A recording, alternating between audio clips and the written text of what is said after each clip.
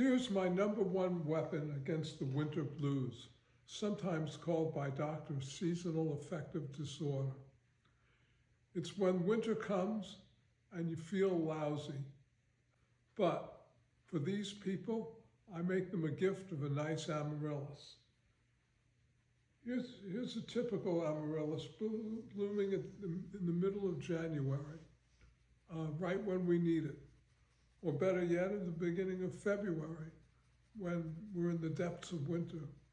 I buy these bulbs, put them into large pots, and sometimes, if I like the flower, I'll put it outside in May and start to feed it, and the bulb will replenish, and I'll have a flower next year without buying a new bulb.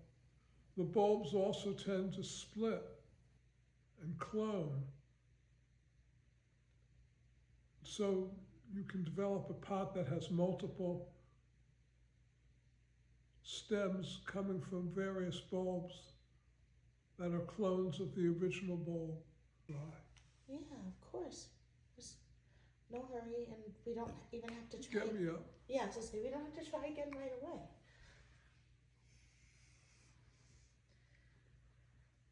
Problem is when I get like this, any exertion sort of sets off the Parkinson's. Can I maybe rub your back or like kind of I distract don't know it? what to do for me. Okay. You want to try the cake I made? With your Sure. coffee? It'll make your wife happy to see that you drink some of your coffee. And I find a nosh is almost always the answer.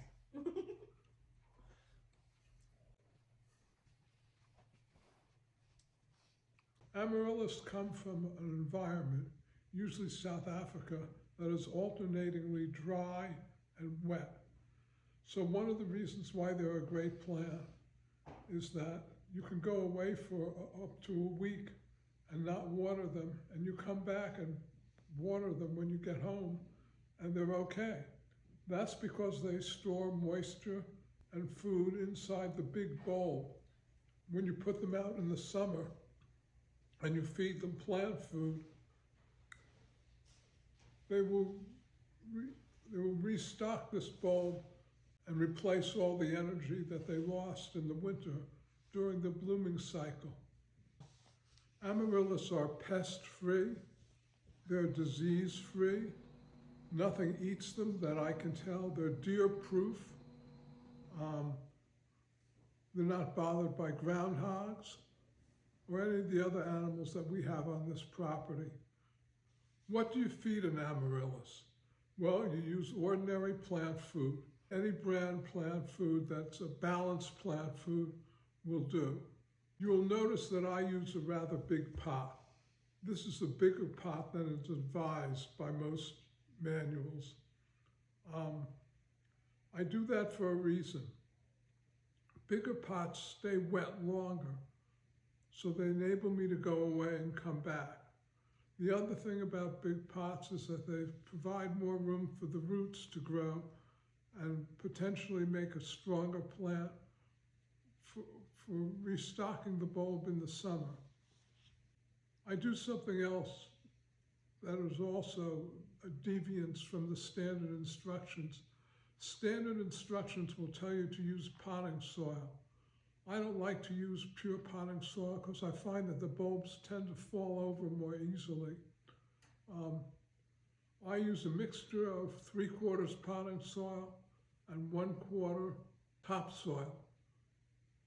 As you can see from all the photos here, there are many different kinds of amaryllis, many different varieties that you can choose from.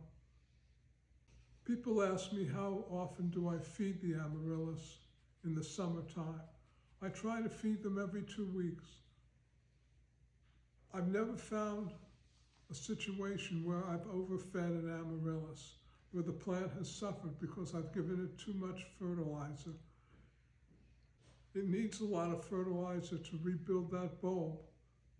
And that's what you want, a nice big fat bulb to take in the winter. About the beginning of October, I bring all the amaryllis pots I have in my backyard into my garage, where they sit for 6 or 8 weeks, totally dry, without any water at all. This allows them to set buds. When the weather gets colder, around the point of freezing, I bring them inside the house, and I usually let them go a week or 2 without water there before I start to water them, and then they go through their blooming cycle in January. How do you shop for amaryllis? There's a basic rule. The bigger the bulb, the bigger the flower. There's such a thing as giant amaryllis bulbs, special bulbs that have been made extra big.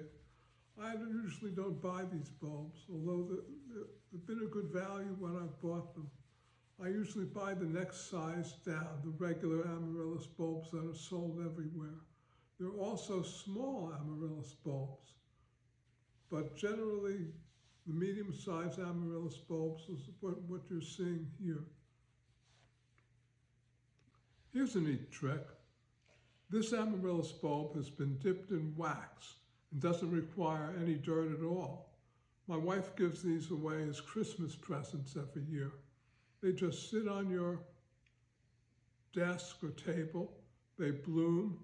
They seem to work every time, and they make excellent Christmas gifts. This bulb is what I would call a small-sized bulb. Isn't this amazing? No water, no dirt, no work.